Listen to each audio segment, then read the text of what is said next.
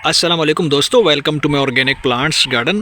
दोस्तों, अगर आपने रेज्ड बेड के अंदर किचन गार्डन में इस तरह की सब्जियों के पौधे लगा रखे हैं, यानी कि सब्जियां ग्रो कर रखी हैं जो कि समर वेजिटेबल प्लांट्स हैं, और आप चाहते हैं कि इनके ऊपर ज़्यादा फ्लावरिंग आए, फ्रूटिंग आए, हमारे पौधों के पत्ते सेहतमंद हों और जल्दी से ग्रो कर सकें, तो आज की इस वीडियो के साथ बने रहिए, क्योंकि मैं इस ऑर्गेनिक लिक्विड फर्टिलाइज़र को अपने सभी पौधों की मिट्टी के अंदर अप्लाई करता रहता हूं, जिससे मुझे अच्छा रिजल्ट मिलता है। और ये शानदार ग्रोथ आपके सामने है जो कि मैंने अपने इस रेज्ड बेड के अंदर लगा रखे हैं सब्जियों के पौधे। इस ऑर्गेनिक लिक्विड फर्टिलाइज़र को बनाना भी आसान है और इसे आप हर तरह की सब्जियों के पौधों की मिट्टी में डायरेक्ट अप्लाई कर सकते हैं, जिससे आपको अच्छा रिजल्ट मिलेगा और पौधों की ग्रोथ भी फास्ट चलेगी। तो ये लिक्विड फर्टिलाइज़र क्या है, कैसे तैयार हुआ है, कब कब हम अपने पौधों में अप्लाई कर सकते हैं, मुकम्मल इन्फॉर्मेशन के लिए इस वीडियो को एंड तक देखें। और अगर आप हमारे चैनल पर नए हैं और आपने अभी तक चैनल को सब्सक्राइब नहीं किया तो जल्दी से भाई के चैनल को लाइक कर दें, सब्सक्राइब कर दें और साथ में बेल आइकन के बटन को प्रेस कर दें, ताकि गार्डनिंग से जुड़ी जो भी वीडियो अपलोड हो तो उसका नोटिफिकेशन भी आप तक पहुँच सके। तो चलिए दोस्तों, वीडियो को शुरू करते हैं। दोस्तों, समर वेजिटेबल काफ़ी ज़्यादा हमारे लिए फ़ायदेमंद रहते हैं, क्योंकि गर्मियों में हम हर तरह की सब्ज़ी जो है वो इनसे हासिल करते हैं। और आपके पास अगर इस तरह से रेज्ड बेड है, यानी कि डायरेक्ट सॉइल के अंदर आपने पौधों को नर्सरी तैयार करके आपने पौधों को लगाया है, या फिर डायरेक्ट आपने सीडलिंग तैयार की है और उनको आपने मिट्टी के अंदर ही ग्रो किया है, तो इस तरीके से आपके अगर पौधे उगाए हैं, जर्मिनेशन हो चुकी है, उनकी सीडलिंग हो चुकी है और उनकी ग्रोथ अच्छे से नहीं चल पा रही, तो आपने 2 से 3 बातों का ध्यान रखना है जो कि काफ़ी ज़्यादा इम्पोर्टेंट हैं। 3 केयर टिप्स जिनको फॉलो करने के बाद आपको भी बेहतर रिजल्ट मिलेगा। सबसे पहला पॉइंट यह है दोस्तों कि आप जब भी किसी भी ग्रो बैग के अंदर, रेज्ड बेड के अंदर या किसी भी गमले के अंदर पौधों को ग्रो कर रहे हैं, तो कोशिश करें कि पौधों को जो है आप एक खुली स्पेस में जो है ग्रो करें, उनको ज़्यादा बड़ी जगह दें। अगर आप इस तरीके से डायरेक्ट मिट्टी के अंदर लगा रहे हैं पौधों को, तो इससे आपको ज़्यादा शानदार रिजल्ट मिलता है। पत्ते इससे बड़े होंगे और पौधों को अच्छी खुराक भी मिट्टी के अंदर से हासिल होती है। जड़ें अच्छे तरीके से काम करती हैं और न्यूट्रिएंट्स को इनटेक करती रहती हैं। जो भी आप फर्टिलाइज़र ऐड करते हो वो आपके पौधों की जड़ों को फ़ौरन मिलता रहता है। लेकिन अगर आप छोटी स्पेस में लगा रहे हैं पौधों को, छोटी सी जगह पे लगाया हुआ है पौधों को, तो इससे आपको अच्छा रिजल्ट नहीं मिलता। ना ही पौधे बड़े होते हैं, ना ही उनके पत्ते बड़े होते हैं। आप पत्तों का साइज़ चेक करें, इतने ज़्यादा बड़े मोटे पत्ते और एक भी पत्ता ख़राब नहीं है, और ना ही इनके ऊपर किसी तरह की कोई इंसेक्ट इन्फेस्टेशन है, कोई भी कीड़े नहीं आ रहे इनके ऊपर, किसी तरह का कोई फंगस का अटैक भी नहीं है, कोई लीफ माइनर भी नहीं है, मिली बग भी नहीं है, और ना ही थ्रिप्स का कोई अटैक है।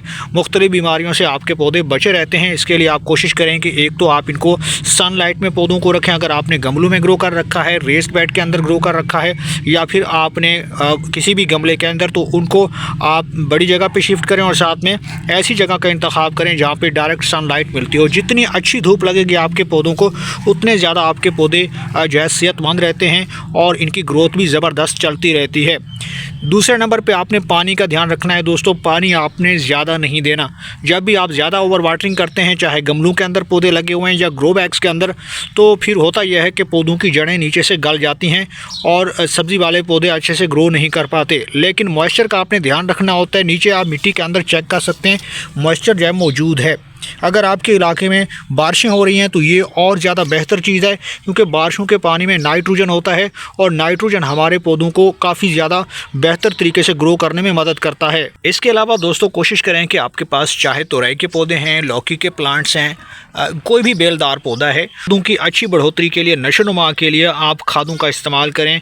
चाहे आपके पास ऑर्गेनिक फर्टिलाइज़र है या फिर केमिकल फर्टिलाइज़र हैं, लेकिन केमिकल फर्टिलाइज़र आप जब भी दे रहे हैं पौधों को, तो वो आप अपने डोज़ के हिसाब से दें। जो भी रिकमेंडेड डोज़ होती है पौधों की, उस हिसाब से आप दे सकते हैं। अगर आप ओवर डोज करेंगे तो फिर आपके पौधे जो है वो ख़राब हो सकते हैं। यानी कि आप DAP का इस्तेमाल कर रहे हैं, यूरिया का इस्तेमाल कर रहे हैं, SOP का इस्तेमाल कर रहे हैं या MOP का इस्तेमाल कर रहे हैं, नाइट्रोफास है, बहुत सारी केमिकल बेस्ड फर्टिलाइज़र हैं, वो आपको समझ कर ही देनी चाहिए। जितना पौधे का बॉडी वेट है और उसकी रिक्वायरमेंट के मुताबिक ही आप खादों का इस्तेमाल कर सकते हैं। लेकिन अगर आप उनकी जगह पे ऑर्गेनिक खादों का इस्तेमाल कर रहे हैं, आप चाहते हैं कि ऑर्गेनिक सब्जी सब्जियां मैं घर पे उगाऊं, तो उसके लिए आप ऑर्गेनिक फर्टिलाइज़र का इस्तेमाल ही कर सकते हैं, जिससे आपके पौधों को काफ़ी बेहतर इससे बूस्ट मिलेगा और अच्छे तरीके से ग्रोथ चलेगी, सब्जियां भी तोड़ने को मिलेंगी और साथ में आपके पौधे हमेशा सेहतमंद रहेंगे। अगर आप कोई भी ऑर्गेनिक लिक्विड फर्टिलाइज़र बना के पौधों की मिट्टी में डायरेक्ट अप्लाई करते हो तो इससे आपके पौधों को काफ़ी बेहतर तरीके से बड़े होने में मदद मिलेगी।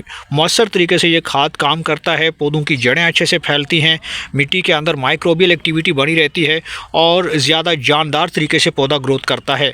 अब ये ऑर्गेनिक लिक्विड फर्टिलाइज़र क्या है, क्योंकि इसके अंदर नाइट्रोजन भी है, इसके अंदर मैग्नीशियम भी है, फास्फोरस भी है, कैल्शियम, पोटेशियम, जिंक, आयरन, क्योंकि ये किचन वेस्ट लिक्विड फर्टिलाइज़र है जो कि हमने घर पे ही तैयार करके अपने पौधों में इसका इस्तेमाल करते रहते हैं। चाहे हमारे पास पौधे गमलों के अंदर लगे हुए हैं या ग्रो बैग्स के अंदर लगे हुए हैं या फिर किसी भी बड़ी जगह पे, तो आप इस तरह से ये फर्टिलाइज़र आप टाइमली दे सकते हैं और अपने पौधों की ग्रोथ को बढ़ा सकते हैं। तो दोस्तों, इस ऑर्गेनिक लिक्विड फर्टिलाइज़र को कैसे तैयार करना है, इसके लिए आप कोशिश करें कि जितने भी सब्जियों और फलों के छिलके हैं, ऑनियन आपके पास है, प्याज के छिलके हैं, उनके ऊपर वाले जो परत होती है बारीक, वो आप जो है उतार के 5 लीटर पानी के अंदर डाल सकते हैं। किसी भी बंद कंटेनर के अंदर इस फर्टिलाइज़र को आपने तैयार करना है।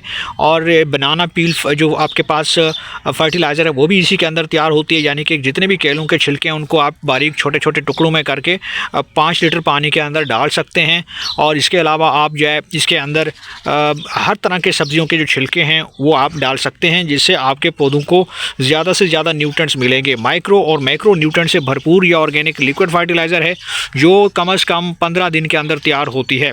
इस तरह से ये लिक्विड जो है वो काफ़ी काम का है। इसको हमने काफ़ी अच्छे तरीके से डाइल्यूट कर लिया है, एक्स्ट्रा वाटर हमने ऐड किया है। 50% इसके अंदर और एक ऑर्गेनिक लिक्विड फर्टिलाइज़र है जो कि प्योर फॉर्म में है, और 50% इसके अंदर हमने पानी ऐड किया है जिससे ये डाइल्यूट हो गया है। और दोनों को अच्छे तरीके से मिक्स करने के बाद, ये बेहतरीन कॉम्बिनेशन तैयार करने के बाद, आप अपने पौधों की मिट्टी में डायरेक्ट जो है वो इसको अप्लाई कर सकते हैं। जहाँ पे पौधे हैं उनकी जड़ों के अंदर आपने डायरेक्ट इस तरीके से इस पानी को डाल देना है। इससे आपके पौधे तेज़ी से ग्रो करते हैं, क्योंकि मैं जो है इस तरह की ऑर्गेनिक फर्टिलाइज़र देकर अपने पौधों की ग्रोथ बढ़ाता हूं। आप देख रहे हैं ऑर्गेनिक फर्टिलाइज़र से आपके पौधों के पत्तों का ये जो साइज़ है ये इंक्रीज़ होगा, और पत्तों के साइज़ इंक्रीज़ होने से ये इस बात का इंडिकेटर है कि आपके पौधे जो है वो सेहतमंद हैं और इनके ऊपर ज़्यादा फ्रूटिंग और फ्लावरिंग भी आएगी।